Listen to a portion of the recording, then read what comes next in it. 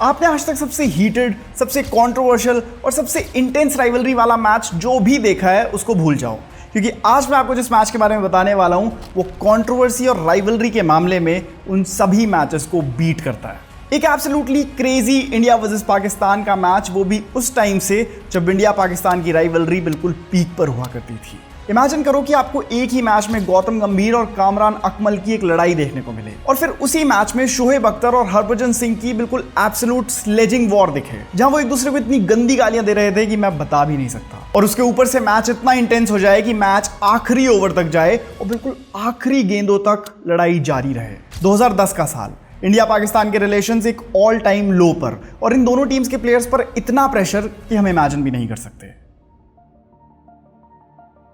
19 जून 2010 श्रीलंका के डाम्बुला स्टेडियम में एक बड़े मैच की तैयारी हो रही थी। स्टेडियम की सीट्स धीरे धीरे भर रही थी, जहां इंडियन सब कॉन्टिनेंट के हर कोने से लोग इस मैच को देखने आए थे। ये एशिया कप में खेले जाने वाला एक इंडिया वर्सेस पाकिस्तान का मैच था और पाकिस्तान के लिए मैच जीतना बहुत जरूरी था, क्योंकि अगर वो ये मैच हारते तो सीधा टूर्नामेंट के बाहर। इन हाई स्टेक्स की वजह से दोनों टीम्स के ऊपर प्रेशर यूजुअल इंडिया पाकिस्तान के मैच से ज्यादा था। इसके अलावा 2 साल पहले ही 2008 में जो इंसिडेंट हुआ था उसकी वजह से इन दोनों देशों के बीच की जियोपॉलिटिकल टेंशंस भी बहुत ज्यादा थी। और इस मैच की इंटेंसिटी जिस चीज ने और ज्यादा बढ़ा दी वो थी इन दोनों टीम्स की स्क्वाड्स। मतलब चुन चुन के एक से बढ़कर एक प्लेयर्स इन दोनों टीम्स में भरे हुए थे और इंडियन टीम तो बिल्कुल किलर्स से भरी हुई थी। क्रिक्स ऐप में जब मैंने इस मैच की स्क्वाड्स देखी तो इंडियन टीम में मुझे दिखे बिल्कुल अग्रेसिव प्लेयर्स, जिनमें सबसे नोटेबल थे गौतम गंभीर, वीरेंद्र सहवाग, हरभजन सिंह, प्रवीण कुमार और एक यंग विराट कोहली। इनके अलावा रोहित शर्मा, रविंद्र जडेजा, सुरेश रैना, MS धोनी, जहीर खान और आशीष नेहरा इस टीम में बैलेंस डाल रहे थे। ये इंडियन टीम के लिए एक ट्रांजिशन फेज था, जहां इस मैच में सीनियर प्लेयर्स नहीं खेल रहे थे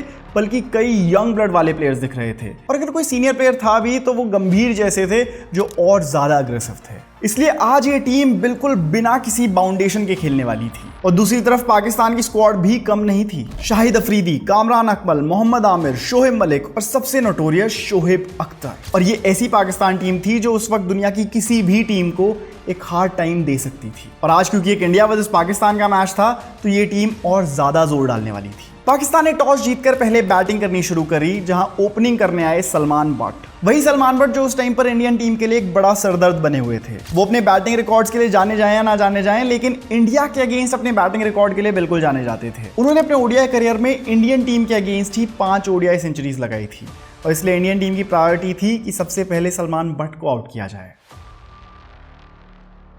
इस मैच में सलमान बट ने पाकिस्तान को एक सॉलिड स्टार्ट दी, जहां उन्होंने इस मैच में 74 रन्स बनाए। पाकिस्तान ने सिर्फ एक विकेट गंवाकर 140 रन्स का मार्क छू लिया था, और अब लग रहा था कि पाकिस्तान इस मैच में 300 का मार्क भी टच कर सकती है। और ऐसे में ये मैच इंडियन टीम की पकड़ से छूटता हुआ दिख रहा था। लेकिन यहां पर फिर भज्जी ने ब्रेक थ्रू विकेट्स निकाली और फिर तो प्रवीण कुमार भी फॉर्म में आ गए, जहां उन्होंने इस मैच में 3 विकेट्स ली। पाकिस्तान की यहां से कंसिस्टेंटली विकेट्स गिरती रही। सिर्फ कामरान अकमल बीच में एक ऐसे प्लेयर थे जिन्होंने 51 रन्स बनाए और पाकिस्तान के स्कोर को आगे बढ़ाया, वरना तो बाकी पूरी टीम ही सस्ते में निपट गई। इस मैच में एक और बड़ी इंटरेस्टिंग चीज देखने को मिली, और वो तब मिली जब शोएब मलिक बैटिंग करने आए तो पूरा स्टेडियम ही उन्हें जीजा जी कहकर बुला रहा था। एक्चुअली शोएब मलिक ने कुछ वक्त पहले ही सानिया मिर्जा से शादी करी थी, और ये पहला मौका था जब अपनी शादी के बाद शोएब मलिक इंडियन टीम को फेस कर रहे थे। इसीलिए इंडियन फैंस थोड़ा एक्साइट हो गए थे और वहां पे थोड़ा बैंटर चल रहा था उनकी शादी को लेके।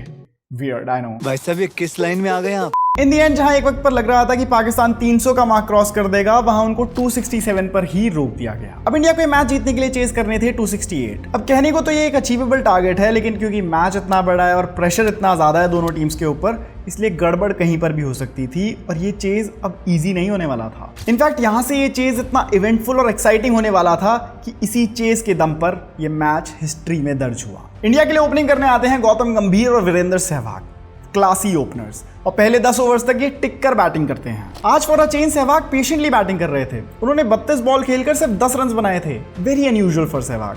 वहीं दूसरी तरफ गंभीर एक अच्छी पेस से रन्स बना रहे थे। जहां सहवाग सेट होते ही दिख रहे थे, वहीं पर वो अनफॉर्चुनेटली कामरान अकमल को कैच दे बैठे। फिर बैटिंग करने आया एक young Virat Kohli. 18 number Jersey पहनकर उन्होंने बनाए 18 रन्स, फिर वो भी आउट हो गए। और फिर यहाँ पर एक बड़ी ही इंटरेस्टिंग चीज देखने को मिली कि नंबर 4 पोजीशन पर बैटिंग करने आए MS धोनी। जी हाँ, क्योंकि इंडियन टीम को यहाँ पर एक बड़ी पार्टनरशिप बिल्ड करने की जरूरत थी।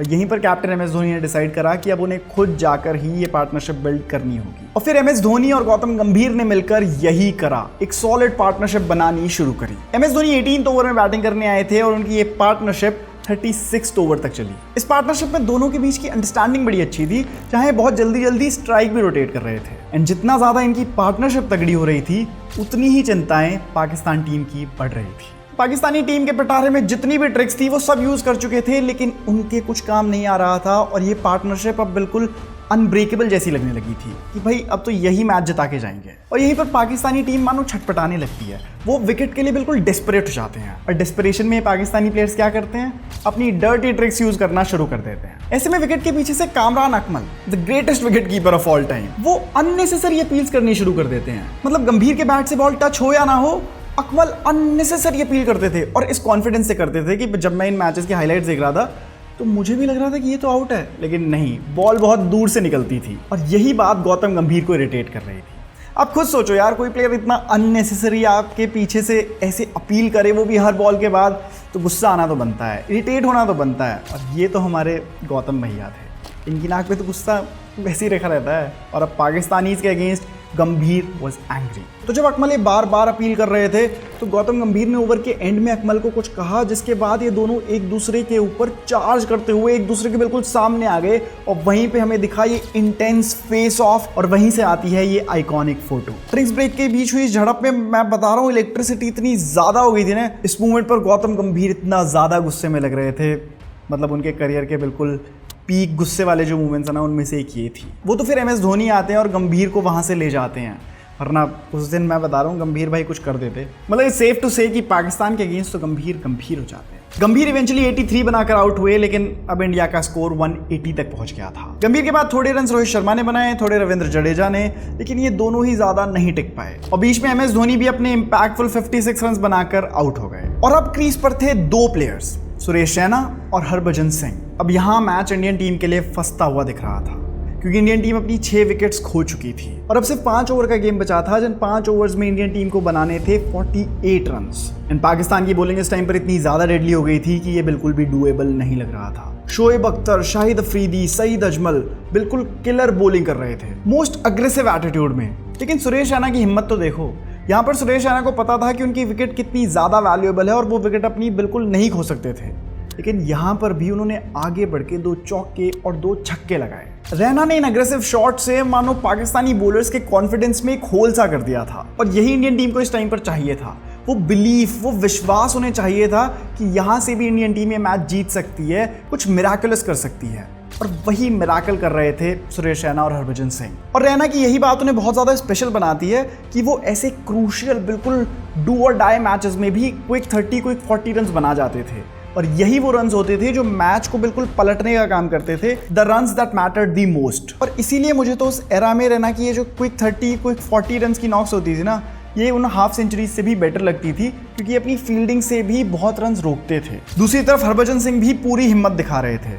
इस टाइम तक हरभजन सिंह को कोई भी एज अ बैटर नहीं जानता था, कोई भी नहीं सोचता था कि वो क्रूशियल मोमेंट्स में बड़े शॉट्स लगा सकते हैं, और इसीलिए पाकिस्तानी बॉलर्स भी उन्हें थोड़ा हल्के में ले रहे थे। लेकिन भज्जी ने जब शोएब अख्तर की बॉल पर छक्का मारा ना, तो मानो पूरे स्टेडियम का एटमॉस्फेयर ही बदल गया। सब सरप्राइज्ड और शॉक्ड थे कि हरभजन सिंह शोएब अख्तर को इतना लंबा शॉट कैसे मार सकता है, लेकिन दैट्स व्हाट हैपेंड। और स्पेशली शोएब अख्तर को तो हरभजन के 6 ने बहुत ज़्यादा अफेक्ट किया था, क्योंकि इसके बाद शोएब बहुत गुस्से में आ गए थे और इन दोनों के बीच की वो गालियाँ, वो बैंटर भी यहाँ से बहुत ज़्यादा बढ़ गया था। इसके बाद शोएब अख्तर हरभजन को चैलेंज कर रहे थे कि एक बार तो तेरा तुक्का लग गया, अब छक्का मार के दिखाओ, और इसीलिए वो बाउंसर्स पे बाउंसर्स डाल रहे थे। और ऐसी एक बाउंसर के बाद जब अख्तर ने भज्जी को कहा कि अब मार के दिखा छक्का, तो दोनों के बीच की स्लेजिंग बहुत ज्यादा बढ़ गई, जहां दोनों एक दूसरे को बहुत गंदी गालियां देने लग गए थे। इसी मैच में दूसरी बार था जब ये दोनों टीम के प्लेयर्स एक दूसरे के ऊपर बिल्कुल चार्ज करते हुए दिख रहे थे। इनफैक्ट ये मूवमेंट तो स्टंप माइक में भी कैप्चर हुई थी, और मैं बता रहा हूँ इतनी गंदी गालियां दे रहे थे कि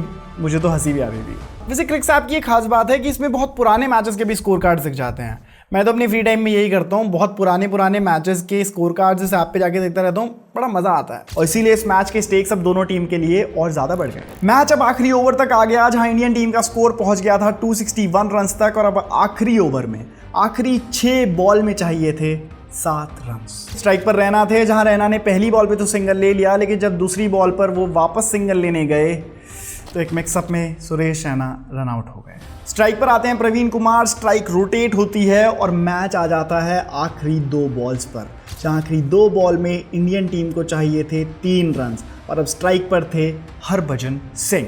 2 बॉल 3 रन, स्ट्राइक पर भज्जी और अब ये मैच बिल्कुल फंसता हुआ दिख रहा था, बिल्कुल एक थ्रिलर मूवी की तरह। यहाँ से मैच कहीं भी जा सकता था और स्टेडियम में जितने भी फैंस थे सबकी सांसें मानो रुक गई थी। स्टेक्स तो बहुत ज्यादा बढ़ गए थे। अगर हरभजन सिंह यहाँ से ये मैच इंडियन टीम को जिता देते तो ये उनके करियर की अभी तक की सबसे इंपैक्टफुल जीतों में से एक रहती, वो भी विद द बैट। लेकिन अगर यहाँ से भज्जी फेल हो जाते तो इंडियन टीम के लिए पूरी लड़ाई फेल हो जाती। All of this would have been for nothing. And as fate would have it, Harbhajan Singh ने इस बॉल पर लगाया एक करारा छक्का और इंडियन टीम को ये मैच जिता दिया। इस जीत के बाद हरभजन सिंह ने बिल्कुल हाथ खोलकर सेलिब्रेट करा, जहां वो रोर करते हुए दिख रहे थे, स्पेशली शोएब अख्तर की तरफ। उनकी इस रोर ने हमें बता दिया था कि इंडियन टीम चाहे किसी भी एरा में हो, चाहे यंग प्लेयर्स हो, चाहे वेटरन्स हो, इंडियन टीम हमेशा पाकिस्तान को धोने के लिए तैयार रहती है। इंडिया इस मैच को जीती और फिर फाइनल्स में श्रीलंका को हराकर एशिया कप 2010 की विनर्स बनी। और इस तरह में इंडिया पाकिस्तान राइवलरी का वन ऑफ द मोस्ट